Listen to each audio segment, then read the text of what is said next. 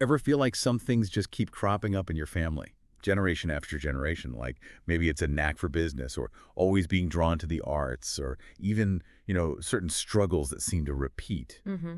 It's almost like a farmer planting seeds, right? Some good, some maybe not so much. Today, we're really diving deep into how our actions have consequences that echo way beyond ourselves, impacting the generations that come after us. We're talking about the profound impact of our choices and how those ripples could be felt for years to come. We've been digging into this thought-provoking piece, the seeds of good and evil sown, a generational legacy, and it's really got us thinking. What about you? Ever noticed any recurring themes in your own family line? It's funny you mentioned that because this piece, it really struck me how it emphasizes that it's not about like grand gestures, you know? It's the everyday stuff. Yeah. It's not about being a hero or a villain in some big story. It's those little choices we make every day, the offhand comments, or even when we choose to stay silent instead of being honest. Oh, wow, yeah. Those are the things that often plant the most lasting seeds. So it's not about the big legacy moments. It's more about the subtle things. Exactly. And the article gives some really interesting examples, like a strong work ethic that gets passed down, through generations. Right. But it also talks about things like cycles of addiction or those unhealthy relationship patterns that just seem to repeat. Oh, wow. Yeah. It really makes you think about how our choices are our own, but the environment we inherit, that soil from those who came before, it plays a part too.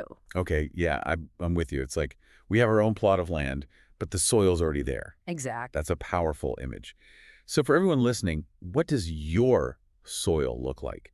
Are there any repeating patterns you've noticed in your family over time? Take a second to think about that. We'll come back to it later. This whole idea of our actions echoing through time, it's not exactly new. Remember that line from the Bible, something about the iniquity of the fathers? Right, right. It's touching on how consequences can carry on for generations. And this concept, it pops up everywhere, not just in one culture. Oh, absolutely.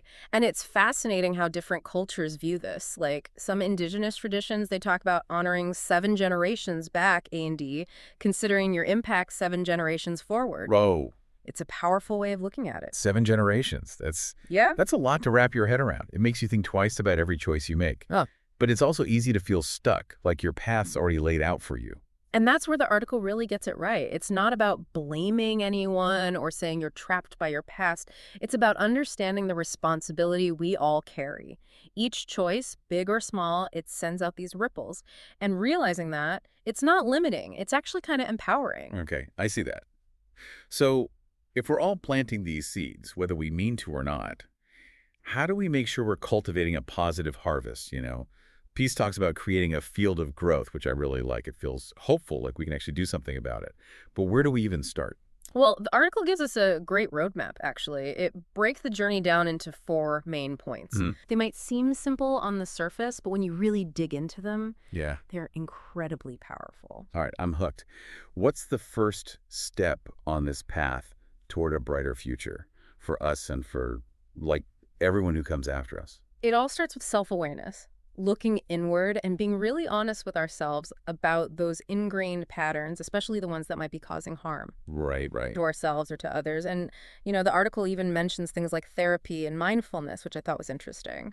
It's true, though. It's so easy to just go through life on autopilot, Yeah. not really examining, like, the baggage we might be carrying, Yeah. but taking the time to really see those patterns, the good and the bad. Right. It's like prepping the soil, getting it ready for something new. Exactly. And that leads us to the second point, which is forgiveness. Forgiveness, okay. This one really hit home for me because it's something I've struggled with personally. The source makes a really profound point.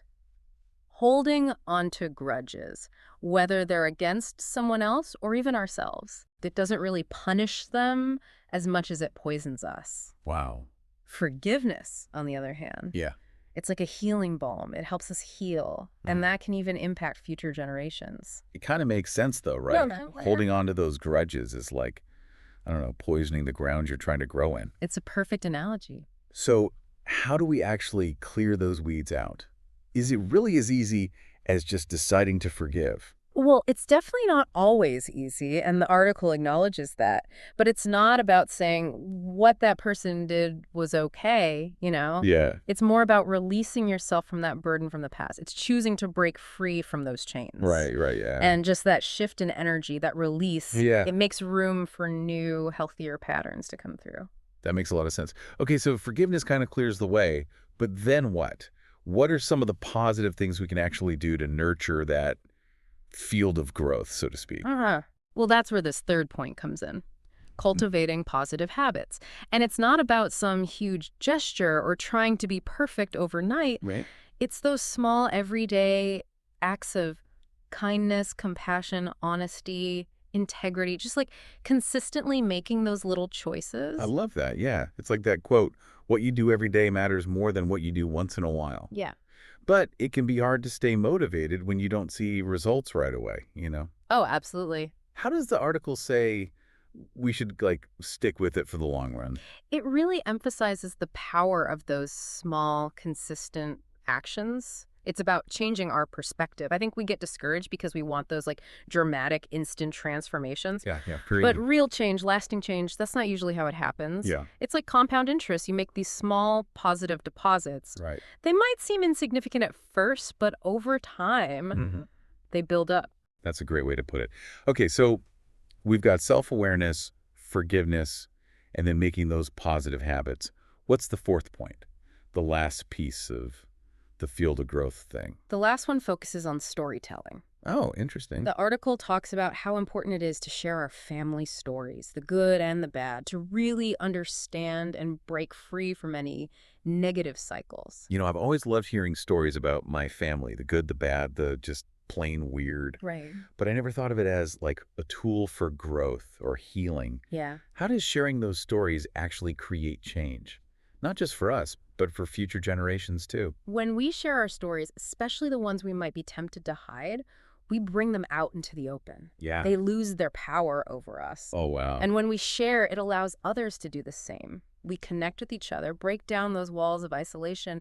That's often where those negative patterns thrive. That's such a good point. It's like we're taking those like fractured pieces of ourselves, those hidden stories, and creating a more complete picture, one that we can actually be proud of. Exactly. And it's not just good for us. That act of sharing, Yeah. it has a ripple effect. It goes outward, impacts those who come after us. When we're brave enough to be vulnerable, Yeah. to be real with our stories, Right. we're giving others permission to do the same. That's powerful. We show them they're not alone, that healing is possible. It's not just about remembering the past. It's about like reframing it, understanding it, and using it to build a better future. Exactly. And realizing that our ancestors, they weren't perfect. They messed up, they struggled, they had their own baggage. Right. Of course. And by sharing their stories, honoring who they were, Yeah. we create a space for healing Mm. for ourselves and for the generations that come after us. This idea of storytelling as healing is so powerful. It makes me think about all those family secrets people hold on to. The ones that never get talked about, but they still like cast a shadow over everything. All right. What happens when we shine a light on those darker parts of our family history? Does the article talk about how to have those really sensitive conversations?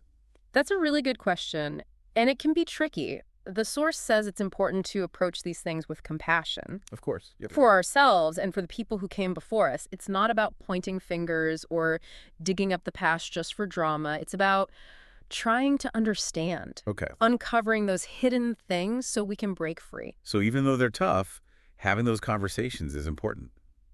But it's how we have them, right? From a place of love, wanting to heal, not judge. Exactly. We shift our perspective. It's not about shame and secrecy anymore. It's about curiosity and compassion. Okay. And remember, it's totally okay to ask for help with these conversations. A therapist, a friend, even just journaling about it. Yeah. Having that safe space can make all the difference. That's a good point.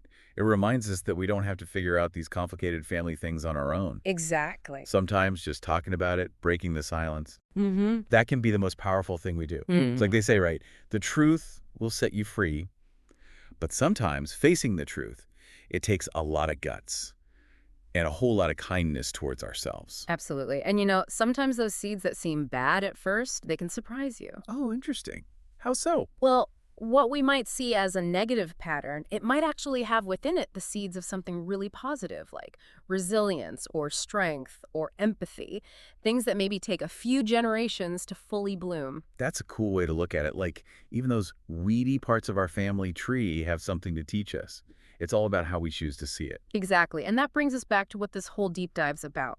We have this incredible power to shape things, not just our own lives, but the lives of those who come after us. It's kind of mind-blowing when you really think about it. Our actions, our words, even just our thoughts, they all have these ripple effects that last way beyond us. It really is. And it reminds me of that quote by the Dalai Lama: be kind whenever possible. It is always possible. Oh, I love that one.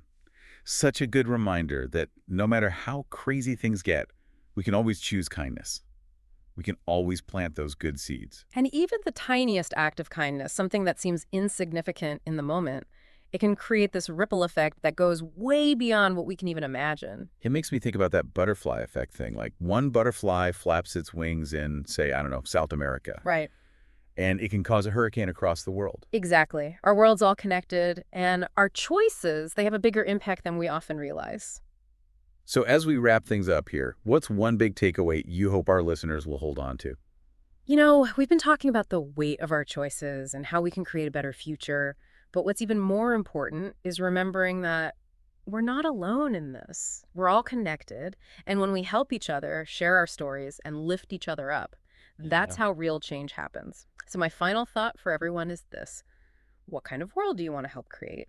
And what can you do today, even something small, to plant that seed? That's such a powerful question.